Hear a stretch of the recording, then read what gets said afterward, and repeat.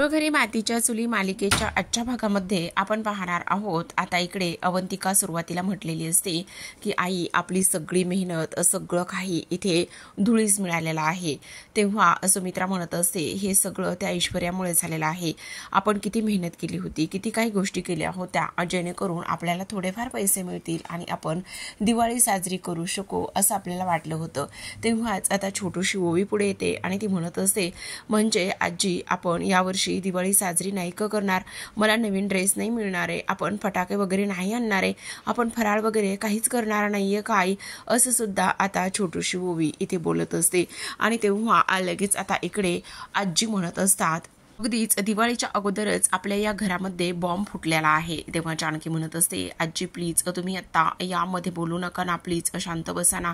आणि तेव्हा आता लगेच इकडे आजी म्हणत असतात का नको बोलू, अगं त्या ऐश्वर्याने इथे पूर्ण घराची वाट लावलेली आहे, सगळी प्रॉपर्टी ते स्वतःकडे घेतली, त्याचबरोबर इकडे सगळी प्रॉपर्टी तिने घेतली का त्या मास्कमॅनला दिली हे कोणाला माहिती। आणि त्याहूनही सगळ्यात महत्त्वाचं म्हणजे इथे आता आपल्या घराला तिने सुरुंग लावलेला आहे।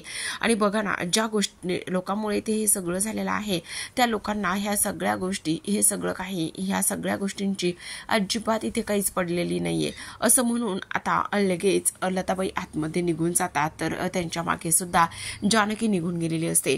तेव्हा लगेच आता इकडे आजी म्हणत असतात बघितलं ज्यांच्यामुळे झाले त्यांना काही फरकच पडत नाही, गेले लगेचच आणि ही सुद्धा गेली त्यांची समजूत काढायला, म्हणजे काय आहे ना उंदराला मांजर साक्ष असं म्हणूनच आता आजी त्यांचं मत मांडत असतात। तर आपण पाहतो इकडे दुसऱ्या बाजूला लग मानलं पोरी तुला खरंच मानलं, आज ना तू एवढ्या सगळ्या ह्या गोष्टी केलेल्या आहेस ना त्यामुळे मला तर खूपच आनंद झालाय। एकदा का त्यात रणदिव्यांना सगळ्या रणदिव्यांना रस्त्यावर आणलं आणि रस्त्यावर आणल्यानंतर मग खरी मजा येणार आहे, मग सगळ्या गोष्टी इथे करणार आहेत। पण इकडे रणदिव्यांना रस्त्यावर आणल्याचा आनंद फक्त तुला आणि मला होतोय, पण इथे सगळ्यांनाच तो आनंद इथे होतोय का असं सुद्धा आता इकडे ते बोलत असतात। म्हणजे कावेरीबाई तुम्हाला इथे तो आनंद होतोय का असं इकडे ते बोलत असतात। आणि तेव्हा इकडे आता कावेरी म्हणत असते तुम्ही दोघं सुद्धा खूप चुकीचं करताय, ऐश्वर्या तू खूप पश्चाताप होणार आहे ह्या सगळ्या गोष्टीचा, तू असं इथे करायला नको होतंस पण तू खूप चुकीचं करतेस असं सुद्धा आता इकडे ते बोलत असतात। तेव्हा आपण पाहतो की लताबाई ज्या आहेत त्या रडतच आता त्यांच्या खोलीमध्ये आलेल्या असतात।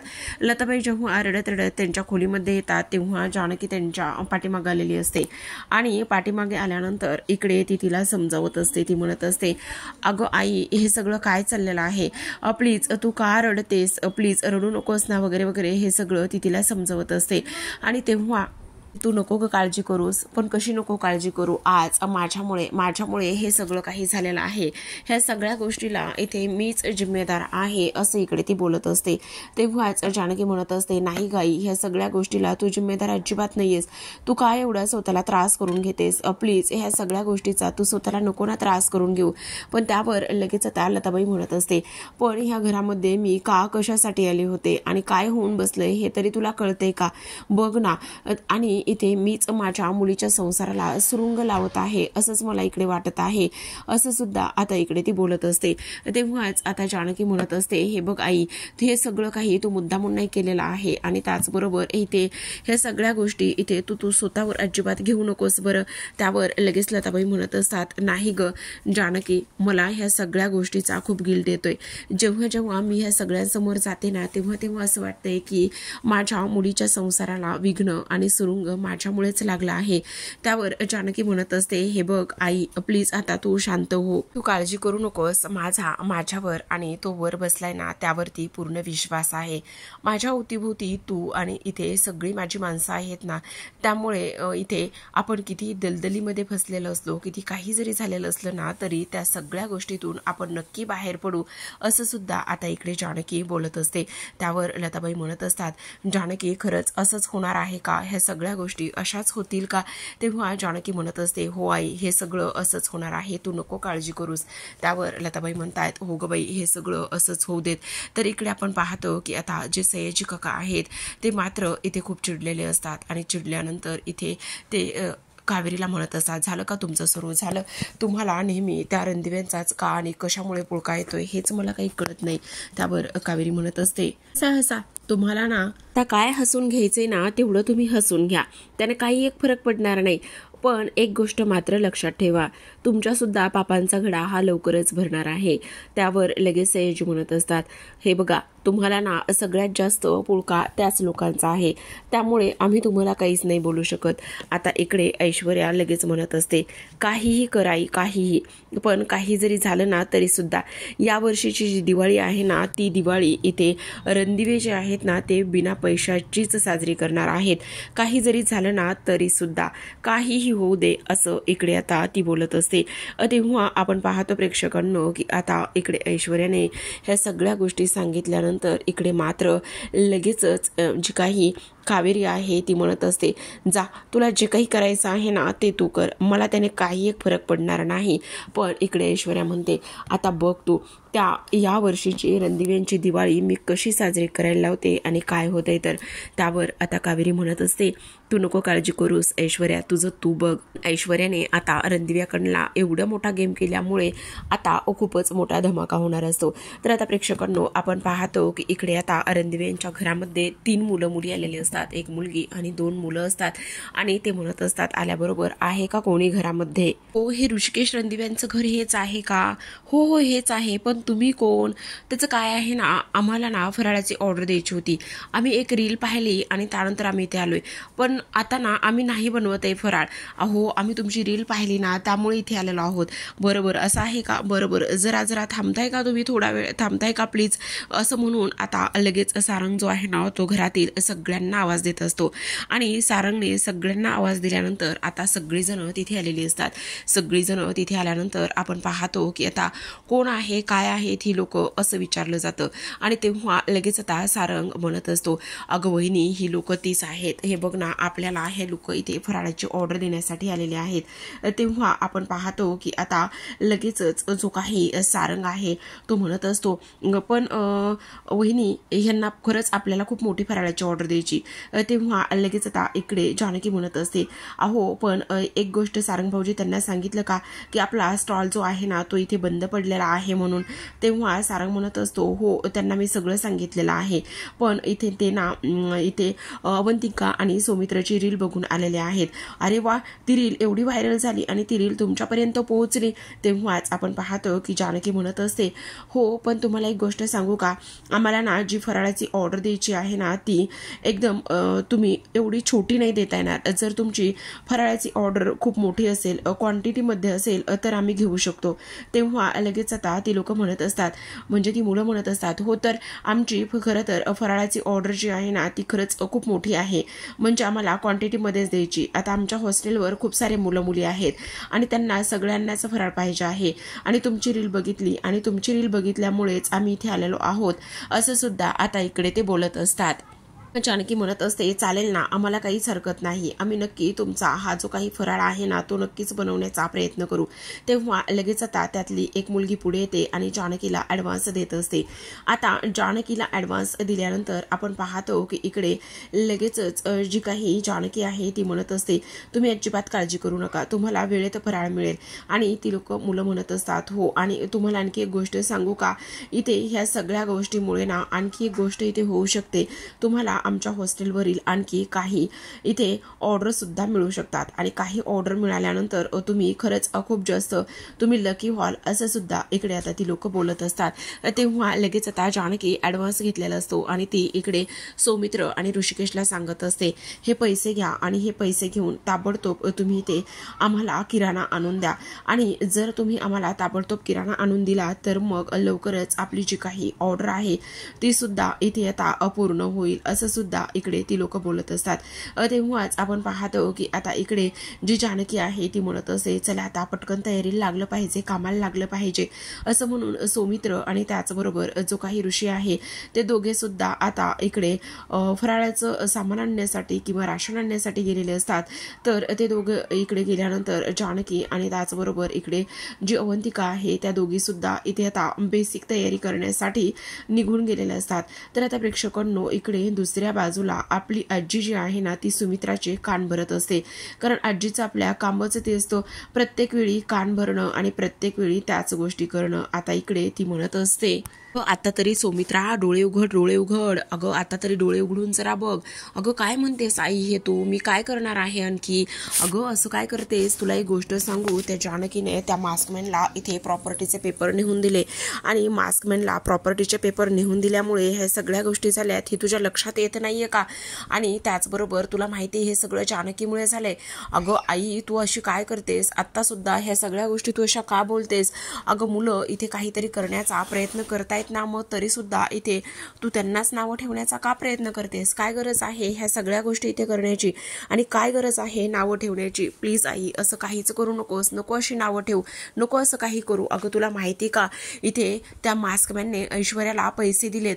आई तुला काय माहिती ग, त्या मास्कमॅनने ऐश्वर्याला पैसे दिलेत म्हणून तू काय त्या ऐश्वर्याशी चोरून बोलतीस की काय. हां बोल बोल, मलाच बोल, मी कशाला त्या ऐश्वर्याशी चोरून बोलू आणि मला काय करायचं आहे. अगं सौमित्र आणि इथे सारंग बोलत होते तेव्हा मी त्यांचं बोलणं ऐकलं. मी तुला सांगत आहे इथे ऐश्वर्याशी इथे त्या लोकांनी हात मिळवणी केलेली आहे. आणि तुला आणखी एक गोष्ट सांगू ना, ही ऐश्वर्या जी आहे ना ती अजिबात घरामध्ये इथे आनंद येऊ देणार नाही. त्यावर आता इकडे ती म्हणत असते, हे बघ आई प्लीज आता शांत बस आणि घरामध्ये अजिबात आग लावण्याचं इथे तू काम करू नकोस आई, प्लीज प्लीज शांत बस, असं सुद्धा आता इकडे ती बोलत असते. त्याचबरोबर आपण इकडे दुसऱ्या बाजूला पाहतो की जानकी आणि इकडे ऋषिकेश संध्याकाळी थोडेसे जे बिझनेसमधून किंवा आणखी काही गोष्टीमधून पैसे आलेले असतात ते दोघे जण मोजत बसलेली असतात. जानकी हे घे, हे काही पैसे आहेत, हे प्लीज व्यवस्थित ठेव.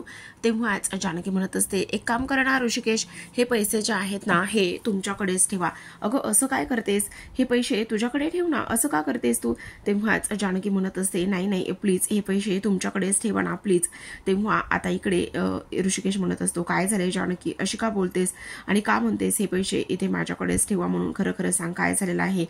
तेव्हाच आपण पाहतो इकडे आता लगेच जानकी म्हणत असते, त्याचं काय झालंय ना, आतापर्यंत खूप काही गोष्टी इथे झालेल्या आहेत आणि खूप काही गोष्टी इथे झाल्यामुळे मला आता खूप जास्त टेन्शन आलेलं आहे. बघितलं ना इथे ते प्रॉपर्टीचे पेपर गायब झाले आणि ते प्रॉपर्टीचे पेपर गायब झाल्यानंतर त्यानंतर सोनं सुद्धा चोरीला गेले. त्यामुळे मला असं वाटतंय की नाही अगं वेडीयेस का तू, तू या घरची मोठी सून आहेस आणि या घरची मोठी सून असल्या कारणाने हा सगळा जो काही हक्क आहे हे सगळं सगळं तुझं आहे आणि तू अशा गोष्टी का आणि कशामुळे करतेस. अजिबात हे सगळं अजिबात असं करण्याची काही गरज नाहीये.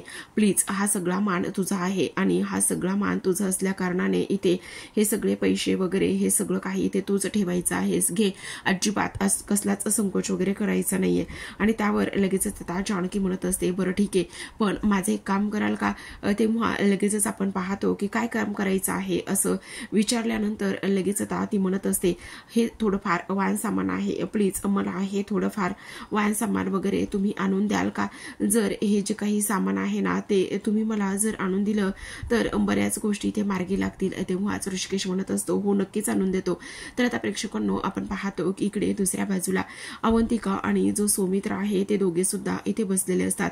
अवंतिका आणि सौमित्र इथे बसल्यानंतर आता सौमित्र अवंतिकाला म्हणत असतो, खरं सांगू का मला असं वाटतंय की आपण इथे यायलाच नको होतं. तेव्हाच अवंतिका म्हणते, अरे असं काय करतोस, काय झालेलं आहे.